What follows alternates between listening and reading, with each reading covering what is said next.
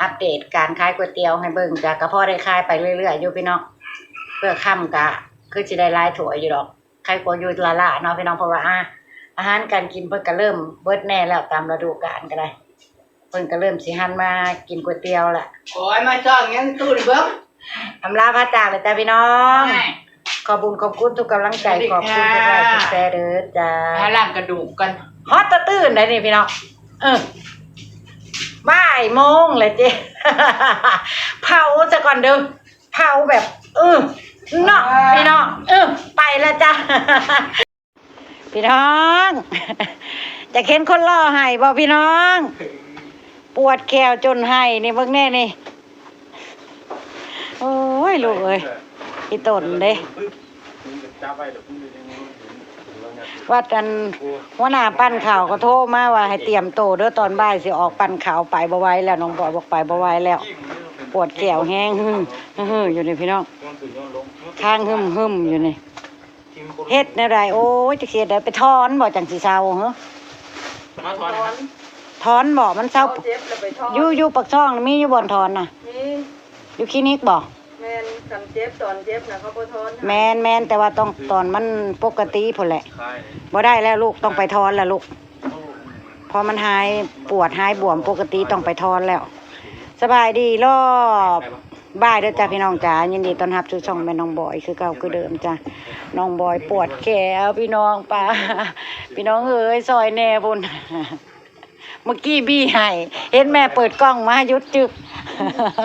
อดเอาเมื่อกี้ที่ให้แล้วแม่ต้องเอิ้นหมอมาบรรเทาแล้วพี่น้องหมอกระเป๋าหมอประจำโตเจซีพี่น้องกระเพิ่นกระเพาะซอยได้พี่น้องซอยซอยแก้ปัญหาเฉพาะหน้าได้เจ้าปวดยัง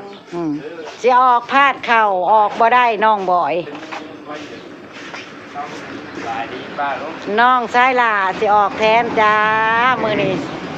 ออกเฮ็ดงานแทนอ้ายบอยจ้าสู้บ่ลูกสู้ไหวบ่ไหวสิออกพาดเข่าน้ำรดนวดเข่าปั้นเข่าเพิ่นแทนอ้ายเพิ่นมื้อนี้น้องบิ๊กพี่น้องมาลุ้นกันเพิ่นสิให้กลับมาบ่ ปกติเพิ่นก็บ่ได้ค่อยเฮ็ดงานหนักคือไอ้บอยปานใดส่วนหลายก็มีแต่ไอ้บอยเฮ็ดมื้อนี้เพิ่นอ้ายไปบ่ได้เพิ่นก็สิดำเนินการแทนอ้ายเพิ่นเตรียมโตแล้วนะบอกให้กินข้าวก็บ่กินสิมีแห้งไปโยนบ่ละบัดนี้ฉีดหมอฉีดสิไปได้บ่เลยให้น้องไปแทนหัวหน้าก็โทรมาเลยเตรียมโตเลยพักผ่อนซะก่อนผู้อ้ายปวดแขวข้างอยู่หึมอยู่ปวดแล้วมันปวดขึ้นวื้อๆแล้วบ่มื้อเช้านี่ยังซอยแม่ขายของปกติอยู่นั่นแหละบ่ห้ามมันปวดเจ้าขึ้นรถบ่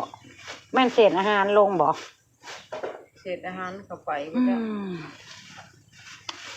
บ่ได้แล้วปวดแห้งบ่ได้นะเช้าบวมเช้าห้วยแห้งแล้วคนน่ะคันบ่อีลีร้อนบ่เป็นแนวนี้ดอกคนนั่นบ่เคยคนบ่ได้มักคนบ่แม่นสิว่ามักซ้ำอ้อยเพราะปานใดเฮ้ยคนอดทนก็ดอกถึงขันข้างหึมนี่ถือว่าสุดยอดแล้วความปวดนะ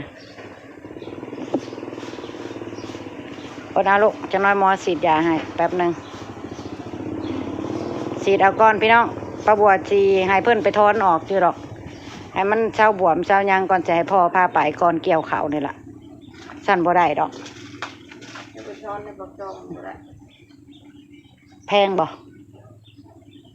ประมาณ400 บาทเล่มละ400 บาทจักเล่มบ่ทำ200-800 บาทสองข้างเลยข้างละเล่มเอาลูกไปถอนเนาะมันบวมบ่ลูกอยู่วางใดคลินิกเพิ่นน่ะบ่เลยชี้แยกลุงทางละหาน้ำอ๋อได้ยินเขาเว้ากันหลายตลาดนี่แห้งเล่มละ1,000 บาทพุ่นแม่1,000ลึกเล่ม800พุ่นข้างในมีหลายคลินิกเนาะแม่นนี่คลินิกถูกคลินิกแพงแล้วแต่อ๋อหักอดเอานี่คันบ่ถอนก็คือว่าแหละ กินยาชักยากับพ่อทุเลา พอทุเลาเอาแก้เพิ่นให้เพิ่นหายปวดตอนนี้ก่อนพี่น้อง อันนั้นให้มันสิเช้าหายพิษน่ะบ่ได้ บ่แม่นแล้วแขวแมงเฮ้ยบ่มีแนวรักษาแล้วต้องมีแต่เอาออกอย่างเดียวหั่นแหละป้าบัวก็พอฮู้อยู่ดอก อุดก็บ่เซาเนาะอุดมันก็กินในโพรงผู้คือเก่าป้าบัวโชคดีป้าบัวบ่ได้เป็นแขวแมง แต่น้องบอยน้องบิ๊กเป็ดน้ำพ่อเบิดก็ว่าตอนเด็กน้อยป้าบัวก็ว่าพยายามให้พวกเพิ่นแปรงฟันได้พี่น้องตอนน้อยๆว่าแขวดีกันคู่คนได้ แก้วดีกันได้ เอ้อ นั่นเดี๋ยวมันเป็นหยัง บัดพันน้ำนมรูดเพิ่นว่าพากันเป็นแนวนี้ตอนพันน้ำนมน่ะอุ้ยฟันดี ลูกข่อยบ่ได้มีแขวแมงแขวนั่นเด้อ แขวแมงเด้อได้ไปถอนเบิดเงินหลายเติบ อ่า ผู้น้อยนะ อืมอืม ไปวักไรนี่ผู้น้อยข่อยน่ะเบิดเงินชั่วและเงินลาวเบิด โดนจิ้มดาดโดนจิ้มดาดเอาบ่ต้องให้เห็นดอก บ่ต้องให้เห็นตอนหมอจิ้มดาด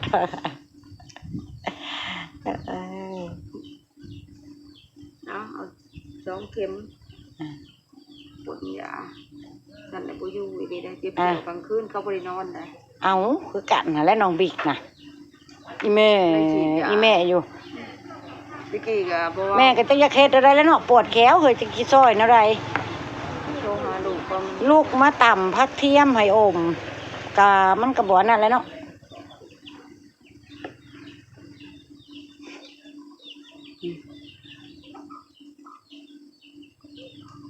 จนหนาเหลืองกันเจ็บ เข็มนี่น่ะ เข้มนี่เจ็บบ่ ปกติมันเจ็บก็ปวดยาใช้กันเขาว่ามันเจ็บเอาเด้อ อืม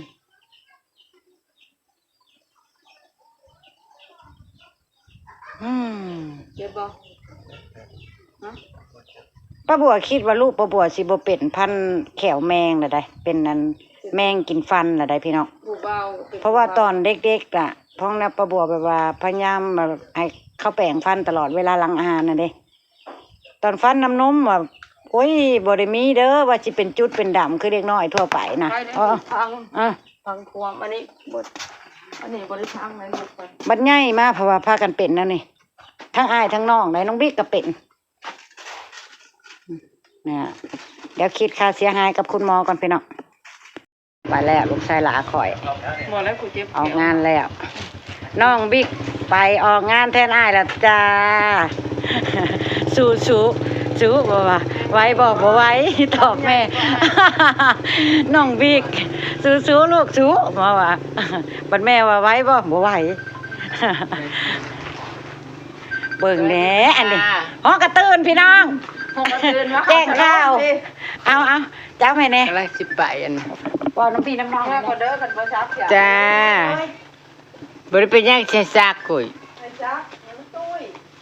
โอ้ยมันเบิดตุ้ยเลยหมอเอ้ย บ่มีไผส่งไหนบุกบอยมันให้ฮืออยู่นี่มันเจ็บแขวบ่มีไผไปส่งไหนบิ๊กไปปั้นเข่าแล้ว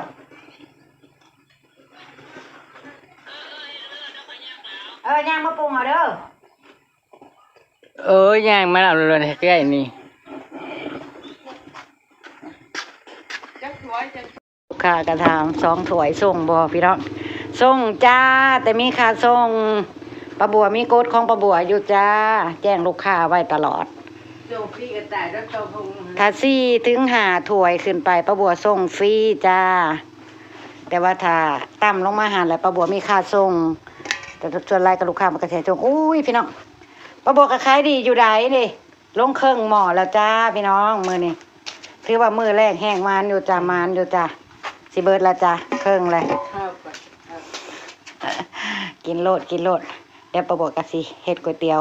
ลูกค้าเพิ่นก็โทรมาสั่งอีกแล้วน้องเบิ่งขายดีบ่ขายดีเบิ่งป้าบัว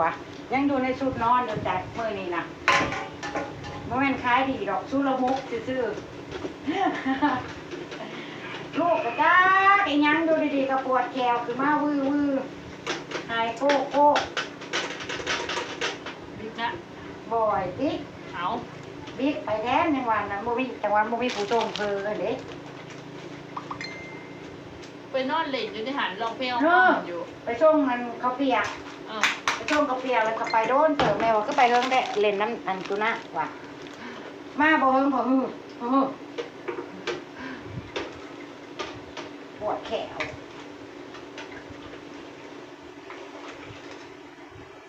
เพิ่นก็ว่าอยู่ว่าเพิ่นไปเล่นน้ำตุนะเพิ่นว่า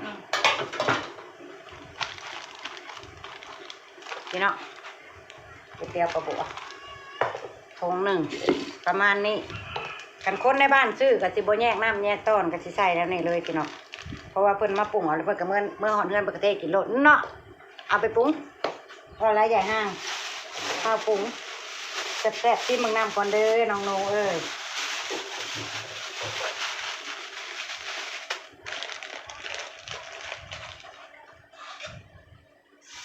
เวลาเฮ็ดก๋วยเตี๋ยวปลาบัวก็กินแนวนี้เลยพี่น้องค้นเข่าค้นออกอยู่นี่แหละเข่าคอไม่ตู้เย็นนะต้องให้เพิ่นอยู่ในความเย็นตลอดพักยังคือกัน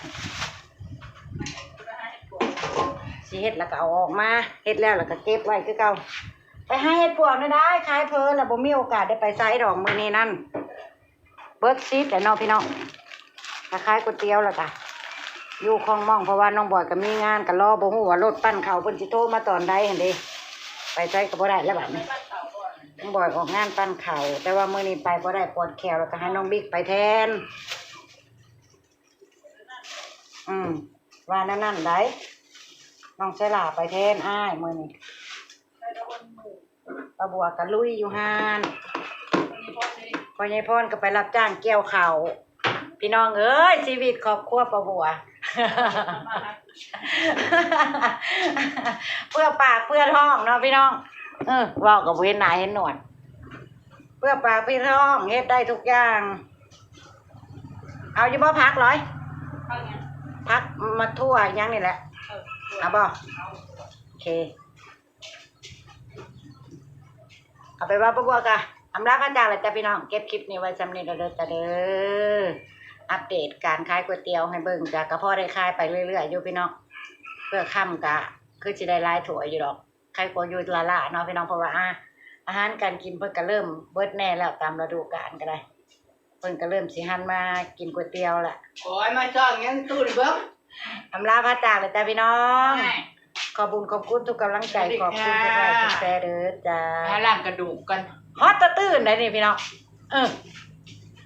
บ่ายโมงเลยเจ๊ เผาซะก่อนเด้อเผาแบบเนาะพี่น้องไปแล้วจ้ะสบายดีพี่น้องไปแล้ว